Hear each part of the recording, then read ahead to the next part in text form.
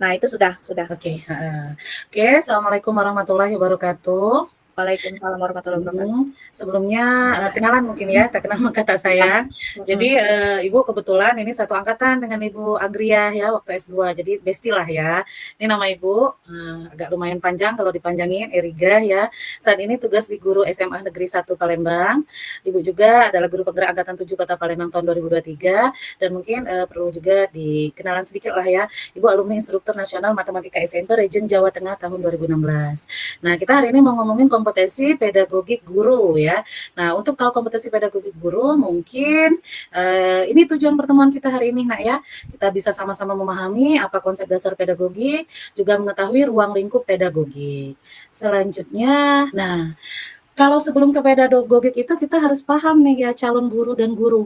Ada 4 kompetensi guru menurut Undang-Undang Guru dan Dosen nomor 14 tahun 2005 dan PP nomor 19 tahun 2005. Jadi kompetensi guru itu ada 4, kompetensi kepribadian, pedagogik, profesional, dan sosial. Sebenarnya keempat ini saling berkaitan. Seorang guru hanya memiliki kepribadian yang baik, tapi pedagogiknya kurang profesional, dan ke sosialnya juga kurang, itu pasti akan efeknya juga tidak baik. Jadi keempat ini sebenarnya saling berkesinambungan lah ya. Nah, sekarang untuk pedagogik kita fokus. Pedagogik ini mungkin udah dapat ya, Ibu review aja. Jadi kalau pedagogik itu sebenarnya apa? Itu sebenarnya pendekatan dalam pembelajaran. Jadi kalau pendekatan dalam pembelajaran itu kan secara umum ada pedagogi, ada andragogi. Nah, banyak ini perbedaannya, Nak. Tapi di sini mungkin kita soroti 3 saja secara definisi, tujuan, dan karakteristik. Kalau misalnya secara definisi, pedagogi itu pembelajaran yang dipandu oleh guru. Guru punya peran utama dalam memimpin proses pembelajaran, ini dahulu ya. Nah, kalau tujuan itu membantu peserta didik memperoleh pengetahuan dan keterampilan yang diperlukan untuk mengembangkan pemahaman yang tepat dan relevan. Nah, karakteristik untuk pedagogi ini siapa? Karakteristiknya untuk anak dan remaja yang membutuhkan bimbingan dan pengawasan. Itu pedagogi. Nah, kalau andragogi itu pembelajaran mandiri, peserta didiknya aktif. Nah, tujuannya itu membantu peserta didik itu belajar mandiri, meningkatkan kemampuan mereka dalam mengelola pembelajaran sendiri. Biasanya, andragogi itu untuk orang dewasa. Nah, tapi kalau untuk mahasiswa kayak adik-adik itu sepertinya sudah andragogi karena sudah punya dasar ilmu ya. Nah, ini beda antara pedagogi dan andragogi. Nih, apa sih pedagogi? Nah, ini Nak.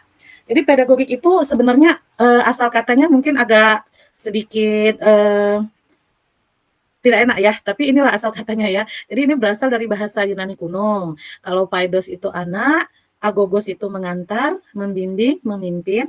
Jadi dulu zaman Yunani itu disebut paidagogos.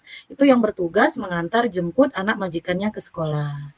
Tapi seiring waktu itu juga disebut pedagog, artinya ahli didik atau pendidik. Ada juga nih dulu pedagogis pergaulan dengan anak-anak. Nah, yang keempat, kelima itu mungkin yang sepadan saat ini ya. Jadi pedagogi itu praktek pendidikan anak atau mendidik anak. Sementara selanjutnya pedagogik itu ilmu pendidikan anak. Nah, mungkin ini yang relevan untuk saat ini. Tapi sebenarnya berasalnya juga tidak dari bahasa Yunani kuno saja, ada juga dari Belanda. Nah, kalau dari Belanda dia lebih di nomor 2 tadi ya, pedagogos ya, itu artinya pendidik atau ahli didik. Nah, dari beberapa pengertian itulah, Nak, muncul kesimpulan bahwa pedagogi ialah seorang ahli yang membimbing anak ke arah tujuan hidup tertentu. Nah, jadi kita ini guru ya ahli, diharapkan bisa membimbing anak ke arah tujuan hidup tertentu. Ini kemudian dinyatakan juga oleh Profesor Dr. J. Hockfield ya, menyimpulkan pedagogi itu adalah ilmu yang mempelajari masalah tentang membimbing anak ke arah tujuan tertentu supaya kelak dia mampu secara mandiri menyelesaikan tugas hidupnya. Alias bahasa lainnya itu strategi untuk memberikan ilmu, mentransfer ilmu ke anak murid. Nah, tujuan dari Profesor Dr. J. Hockfield ini sejalan dengan yang digaungkan saat ini. Mungkin udah dengar ya, saat ini kan sudah 2 tahun yang lalu, itu Bapak Menteri Nadiem Makarim, itu kan kurikulum merdeka. Filosofi yang mereka pakai, itu salah satunya dari Ki Hajar Dewantara. Nah, ini sejalan, Nak, sama pernyataan Profesor Dr. J. Hockfield. Jadi kalau saat ini, nah, Ki Hajar Dewantara itu pengennya yang namanya pendidikan, ya, pedagogik itu kan untuk pendidikan. Nah, pendidikan itu adalah tuntunan segala kekuatan, kodrat yang ada pada anak-anak agar mereka sebagai manusia dan sebagai anggota masyarakat dapat mencapai keselamatan dan kebahagiaan yang setinggi-tingginya. Jadi pendidikan itu sebenarnya hanya jembatan untuk supaya murid itu bisa mencapai keselamatan dan kebahagiaan yang setinggi-tingginya. Nah, alatnya itu apa? Ialah ilmu pedagogik.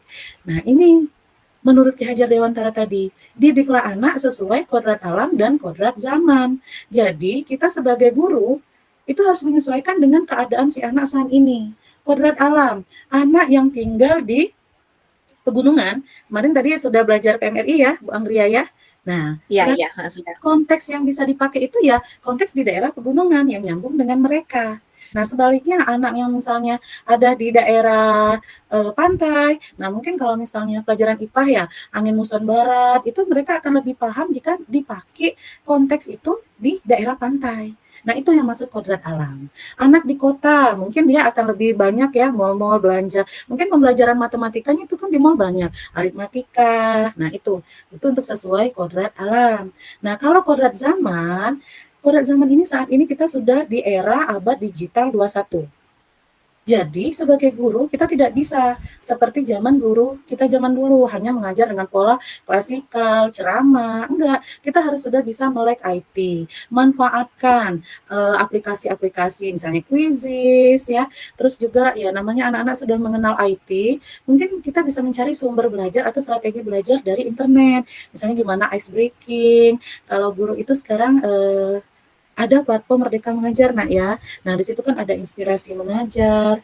Jadi, kodrat zaman itu gunakan sumber belajar ya yang memang relevan untuk saat ini. Bisa gunakan teknologi, kita bisa ngambil video, misalnya kalau di kelas itu kan gaya belajar anak-anak itu kan beda-beda ya, ada anak yang visual, ada anak yang kinestetik, ada juga anak itu yang auditory. Nah, kalau anak yang visual, mungkin kita bisa ngambil video tuh, sumber belajarnya untuk mereka supaya lebih paham. Untuk anak yang kinestetik, mungkin LKPD-nya itu lebih mengarahkan mereka untuk mengkonstruksi pemikiran mereka sendiri. Jadi ini PR untuk kita, jika kita mau menjadi guru yang survive, guru yang akan tetap memberikan manfaat, maka didiklah anak itu sesuai dengan kodrat alam dan kodrat zaman. Harus ada persiapan ketika masuk, jangan hanya masuk kelas ya. Karena anak sekarang, jawaban kita, penjelasan kita Jadi saling menghormati. Nah, kalau anak-anak itu dilibatkan dalam membuat peraturan kelas yang namanya keyakinan kelas bersama, mereka biasanya akan lebih bertanggung jawab. Nah, ini ya. Terus variasi metode tadi, pembelajaran berbasis kehidupan nyata. Anak SD itu adalah usia anak yang masih real. Jadi jangan ajak pikiran ke arah maya, tapi harus ke arah nyata. Jadi ya buatlah kelas tadi nyata, yalah pakai media-media tadi. Terus apa lagi? Kasih umpan balik yang positif. Jangan pernah pelit untuk menyatakan anak, oh hebat, oh kamu luar biasa, tepuk tangan ya. Atau kalaupun mereka salah, oh ibu tetap bangga. Tapi mungkin lain waktu harusnya begini ngitungnya. Nah ini umpan balik ini penting loh nak. Apalagi anak SD. Kalau kita apresiasinya positif, mereka akan positif. Benar-benar cermin kalau anak SD. Kebetulan ibu dulu pernah ngajar SD waktu awal-awal selesai kuliah ya. Jadi apa yang kita lakukan, itu akan tercermin kepada mereka. Ekspresi kita ketika bertemu mereka, itu akan tampil. Ekspresi mereka ketemu kita. Jadi kalau kita ketemu mereka sering, halo apa kabar? Nah sebaliknya mereka juga begitu ya. Umpan balik yang positif, teknologi media tadi ya, lingkungan kelas yang positif, semua anak diperlakukan secara sama. Kalaupun kita ingin memberikan bonding, itu biasanya kalau ibu waktu jadi wali kelas SD itu setiap anak itu 1 hari 5 menit ibu ajakin cerita ya. Cerita apa aja, jadi kita tahu ketika dia ada masalah atau apa. Nih humor, ya gunain humor ya, fleksibilitas, terus pembelajaran melalui pengalaman. Nih ya, jadi kalau sudah jadi guru, nah kita harus tetap mengajar karena yang namanya ilmu itu berkembang, yang namanya teknologi juga berkembang, pemikiran anak juga berkembang. Anak 5 tahun yang lalu itu berbeda jauh dengan anak sekarang. Baik baik dari pergaulan, kosakata. Nah, kita harus bisa mengimbangi di situ, mengimbangi dan mengarahkan ke arah hal yang positif. Nah, itu salah satu pedagogi guru tadi ya. Oke. Ini ya, nanti di akhir aja lah ya, kita lihat ya. Nah, ini mengetahui kemampuan pemahaman terhadap peserta didik. Ini biasanya minat, bakat, profil pelajar murid. Kalau minat itu bisa dari isian kuesioner ya.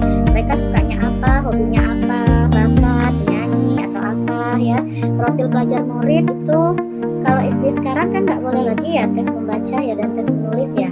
Berarti ya kita lihat aja. Banyak sekali yang padahal bukan seperti itu. Jadi guru ini salah satu tantangan juga, banyak sekali yang harus disiapkan ya. Mulai kita harus tahu dulu karakteristiknya, terus kalau karakteristiknya bisa kita tinjau dari minat, dari gaya belajar yang banyak tadi sudah diberikan oleh Bu Erika, lalu kita mendesain suatu pembelajaran yang harus semuanya harus kita rangkum supaya anak itu mengerti apa yang harus dituju, tujuan pembelajaran itu harus tercapai. Kita berusaha untuk supaya itu kan, untuk merancang sesuatu. Ya, tidak gampang ternyata jadi guru ya, untuk ditanamkan Dina, Gina, dan Nadia ya. Jadi perlu, kalian jangan bosan-bosan, perlu untuk selalu belajar ya Bu Erika ya. Ya. Untuk selalu belajar, walaupun nanti umur sudah berapa, itu ikuti kegiatan yang terbarunya, terupdate-nya terutama ya. Apalagi kita sekarang program itu Bu Erika ya, penggerak guru Merdeka, banyak sekali ya. baru ya, yang kurikulumnya mulai dari kurikulumnya ataupun dari pembelajarannya itu banyak sekali terbaru yang dikeluarkan oleh kebijakan daripada Pak Menteri. Nggak tahu nanti kalau seandainya presiden berubah, menterinya berubah, nggak tahu, itu urusan nanti. Yang pastinya sekarang gimana kita ini ya, kita menjalankan apa yang ada sekarang ya Bu Erika ya. Oke Bu Erika, ada pesan-pesan untuk mahasiswa saya ini, ketiga ini. Oke, saya sebelumnya terima kasih banyak Ibu Anggria ya, sudah diajak ke sini ya, jadi menambah relasi, menambah teman. Jadi sebenarnya saya suka kalau diajak seperti ini, salah satunya karena kita guru itu bukan hanya di kelas, dan murid kita juga bukan hanya di kelas. Jadi kita itu kalau ketika jadi guru, kita adalah murid juga ya. Dan satu lagi, guru itu enak loh nak, guru itu adalah penentu peradaban. Itulah kenapa Ibu selalu suka ketika sharing ilmu.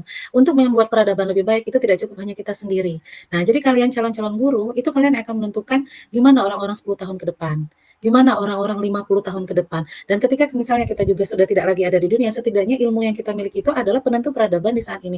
Jadi kalau mau peradaban itu baik, mau manusianya baik, ya gurunya juga harus baik. Nah, gurunya harus baik gimana? Kita sharing ilmu, belajar dan terus belajar, dan kita diskusi dan terus diskusi. Ini adalah ruang diskusi. Jadi kalian ini calon guru-guru hebat. Kalian juga di tengah pendidikan yang fasilitasnya serba wow. Jadi kalian bisa mencari untuk menjadi sumber, menjadi guru yang profesional itu seperti apa. Itu bisa banyak, dan silakan mengaplikasikan. Yang penting niat guru itu kita luruskan, ialah untuk membentuk peradaban yang baik yang pada akhirnya juga akan berdampak kepada anak cucu kita. Itu saja, gitu ya. Ya, kayaknya sangat banyak sekali ya ilmu yang kita dapatkan malam ini ya, Dina ya, Gina dan Nadia ya. Masih kurang sebenarnya ilmunya, nanti kita bila perlu kita undang lagi ya Bu Erika ya nanti ya di kelas yang satu kelasnya, untuk kelas kalian ya, supaya ilmu ini bisa bermanfaat bagi banyak orang ya. Oke, untuk terakhir ini kayaknya kita sesi foto-foto dulu ya Bu Erika ya. Nadia, Nadia buka. Oke. Siapa yang ambil foto silakan. Dina jadi Din, nanti Dina. Oke, di aba-aba Din. Pakai laptop kan Din? Iya Bu. Oke, silakan dihitung. Oke.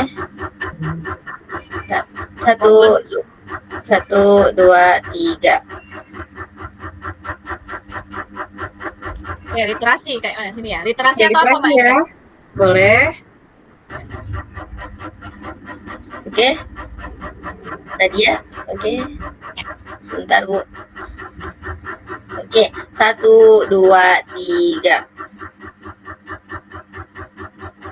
Oke, sudah Ibu. Oke, kirim di grup ya Dina, nanti saya kirim, Ibu kirim ke Bu Eriganya. Oke, terima kasih. Pamit ya. Terima kasih ya Bu Eriga. Maaf sudah ngerepotin. Terima kasih ilmunya untuk malam ini ya. Oke. Untuk malam ini mungkin sampai di sini ya. Selamat beristirahat. Besok aktivitas yang lainnya sudah menunggu ya. Walaupun besok weekend masih SMA 1 masih itu ya Bu Eriga ya, masih masuk ya. SMA 1 nih everyday. nggak ada ini. Oke, sampai ketemu lagi di lain waktu ya. Assalamualaikum warahmatullahi wabarakatuh. Waalaikumsalam warahmatullahi wabarakatuh. Oke, saya Ya, stop dulu terima ya. kasih semuanya Dadah. gitu Terima ya, kasih. Dina.